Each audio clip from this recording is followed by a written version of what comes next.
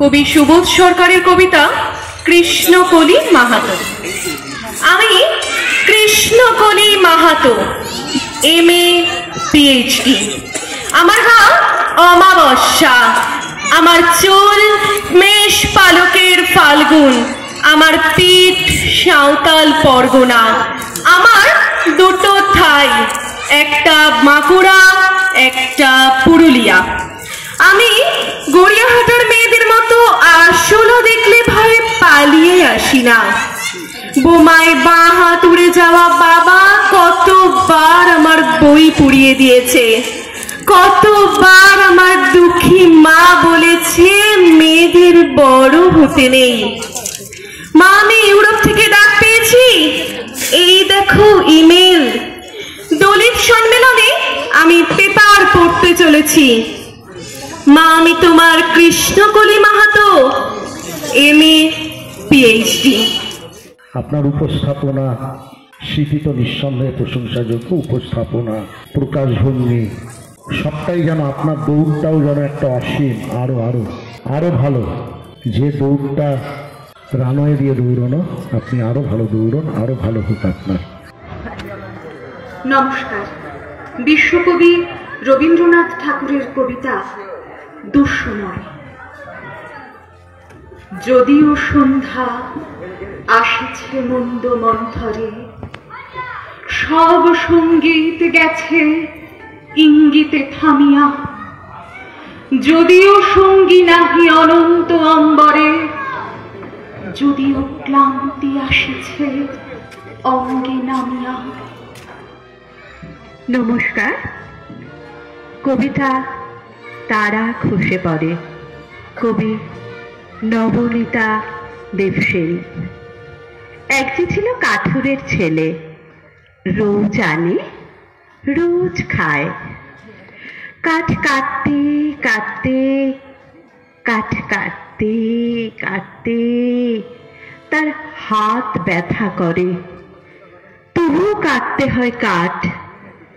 একদিন এক পরী কন্যা এলো, বলল আহা গো, বলল থাক, আমি তোমাকে ভাত বেড়ে দেব আজ থেকে। কাঠুরের কিশোর কবি সুকান্ত ভট্টাচার্যের কলম। কলম, তুমি কত না যুগ কত না কাল ধরে অক্ষরে অক্ষরে গিয়েছ শুধু ক্লান্তিহীন কাহিনী শুরু করে। কলম, তুমি কাহিনী লেখো, তোমার কাহিনী কি দুঃখে জলে তলোয়ারির মতন ছিকিমিকি? কলম, তুমি শুধু বারংবার আনত করে ক্লান্ত ঘাড় গিয়েছ লিখে স্বপ্ন আর পুরনো কত কথা, সাহিত্যের দাসত্বের খোদিত বশ্যতা।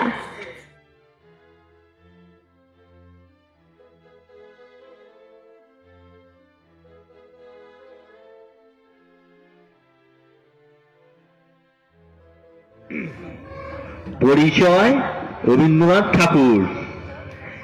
একদিন তরিখানা থেমেছিল এই ঘাটে লেগে, বসন্তের নূতন হাওয়ার বেগে।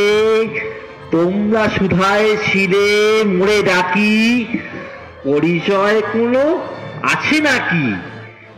নমস্কার। কবি সুবোধ সরকারের কবিতা শাড়ি।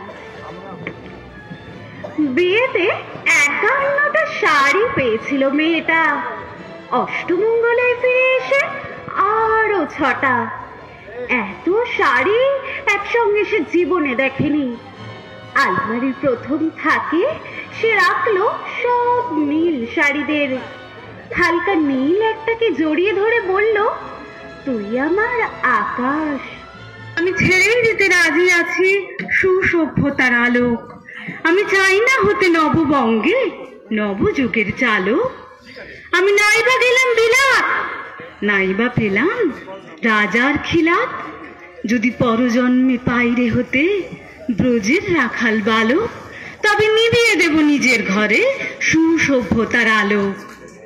যারা নিত্য কেবল ধেনু চড়ায় বংশী বটের তলে, যারা গুঞ্জা ফুলের মালা গেঁথে পরে পরায় গলে, যারা বৃন্দাবনের বনে সদাই শ্যামের বাঁশি শোনে, যারা যমুনাতে ঝাঁপিয়ে পড়ে শীতল কালো জলে।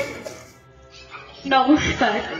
কবি স্নেহাশিস রায়ের লেখা কবিতা ক্ষুধা। ক্ষুধার নেই গণ্ডি, যায় না কাঁটা তারে বাঁধা, নেই ধর্ম নেই বর্ণ, মন্দিরে ঘণ্টা বাজে, মসজিদে আজান, তবু ক্ষুধা মিটে কই? এই মাত্র যে শিশুটি জন্মালো, তাকে কি করে বোঝাবে? সে তো মায়ের স্তন খুঁজে বেড়াবে। খিদে, বড্ড খিদে।